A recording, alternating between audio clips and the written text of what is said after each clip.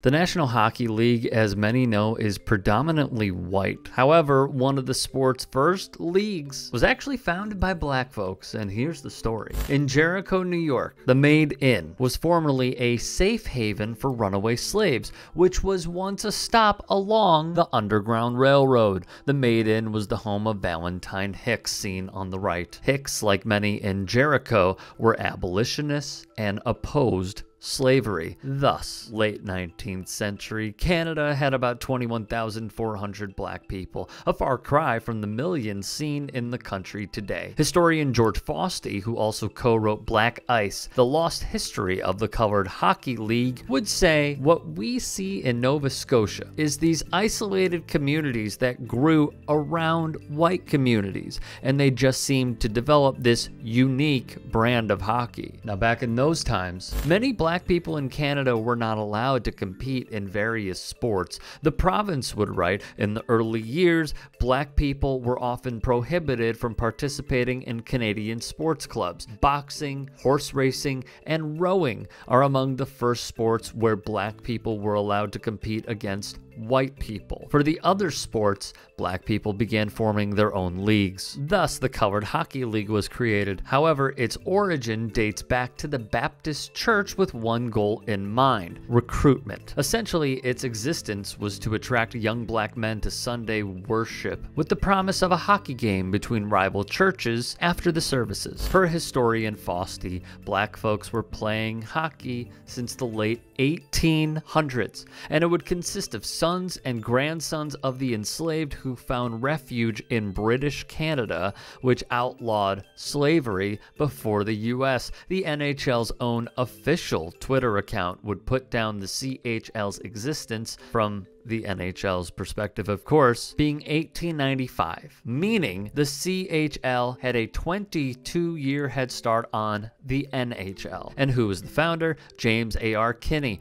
who viewed the league as the embodiment of black pride and independence in Nova Scotia. The Edmonton Journal would add, although there was no official policy of segregation, few black players appeared in the roster of major Canadian teams at the time. Henry Sylvester Williams, a Trinidadian teacher, and brother James Borden saw the social and political importance of using hockey to encourage the advancement of black men. These two men had many things in common, including their profound mutual respect for Booker T. Washington. After all, it was Washington's belief that segregation afforded those of African descent an opportunity to provide black excellence, and this philosophy was a major influence on the creation of the CHL. As for the games, the Canadian Encyclopedia notes teams were only permitted arena access after the white leagues were finished with their seasons. Of note, even with less ice time and games at off hours,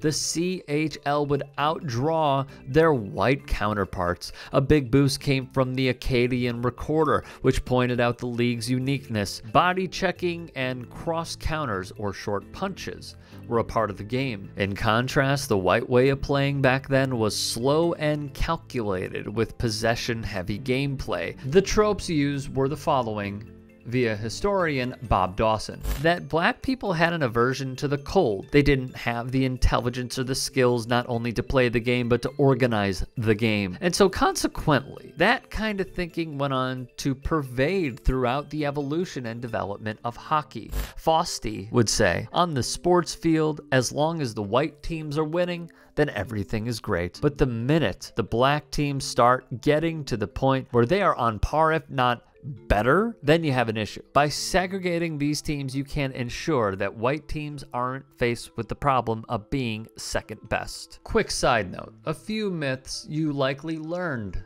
from the sport of hockey. The purists will know Bernie Boom Boom Geoffrion as the pioneer of the slap shot. Fausti informed the masses it was not Boom Boom, it was actually Eddie Martin of the all-black Halifax Eurekas 100 years ago. The butterfly, Patrick Waugh is most known for it, of course. The beginning of it all, though, can be traced back to a goalie named Henry Braces Franklin, who was an ice cutter by trade and brought the butterfly to the ice. So in the end, what happened to the league? Per defectors Jasper Hudson, it was killed off by white business interests. This is where we turn to the community of Africville, which served as a settlement for many, including those who escaped slavery. In short, the city of Halifax discarded its black residents in Africville and refused to provide amenities like sewage, clean water, and garbage disposal. Instead, leaders built an infectious disease hospital, a prison, and a dump. In addition, a proposed rail service doomed the League. Black leaders tried stopping the annexation, which led to court battles.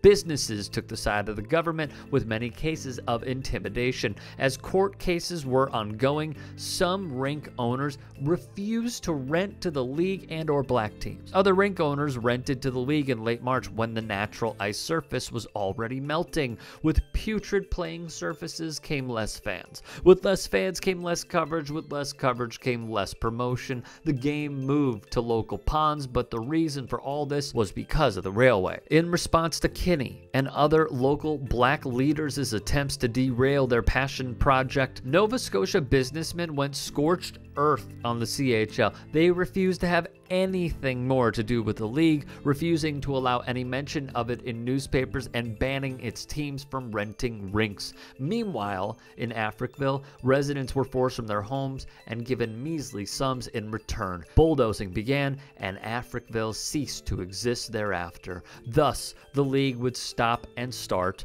There are no newspaper accounts of any colored hockey league play from 1911 to 1920, but in 1921, the League resurfaced in the public eye. 3 teams, the Victorias, the Seasides, and the Halifax All-Stars, formed a 3-team league. The league was not as strong as it was in its prime. Sadly, in the 1930s, the League would cease. Many black families left the economical repression they suffered in Nova Scotia for the greener pastures of Boston. Today, the Hockey Hall of Fame in Toronto has an exhibit honoring the CHL, but still, black excellence was largely viewed, it turned out, as a threat.